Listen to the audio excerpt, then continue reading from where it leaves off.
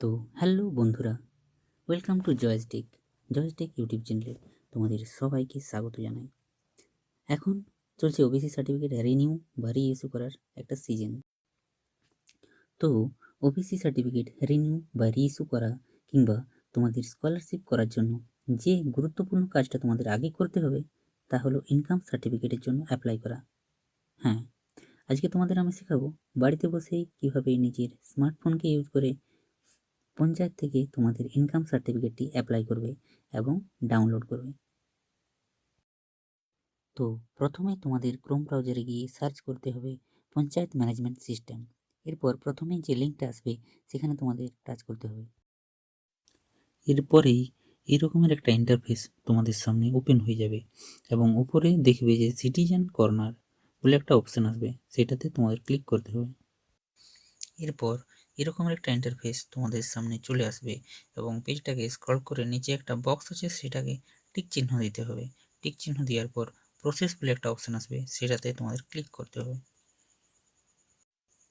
এরপরে citizen corner বলে একটা অপশান তোমার সামনে ওপেন হবে এবং এখানে তোমার 10 নম্বরের মোবাইল নাম্বারটি এন্টার করবে এবং কিছুক্ষণ পর তোমার মোবাইলে একটা ওটিপি আসবে, সেই ওটিপিটা এন্টার করবে এবং পরবর্তী পেজটি তোমার সামনে ওপেন হয়ে যাবে।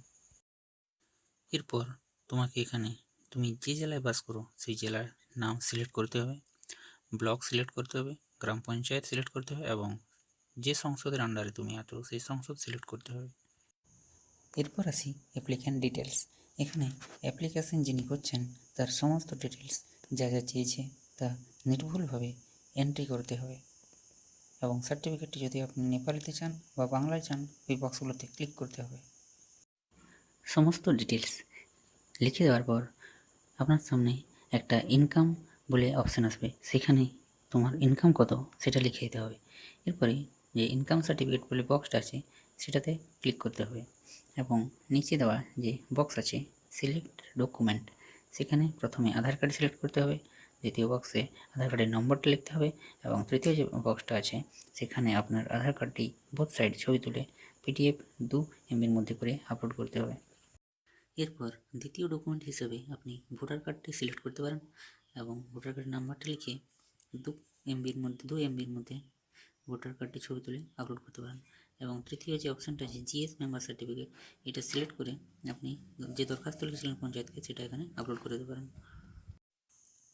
এরপর 100 KBর মধ্যে একটা ফটো এখানে আপনি আপলোড করে দেবেন। এরপর সাবমিট অপশানটাতে ক্লিক করে এগিয়ে যাবেন।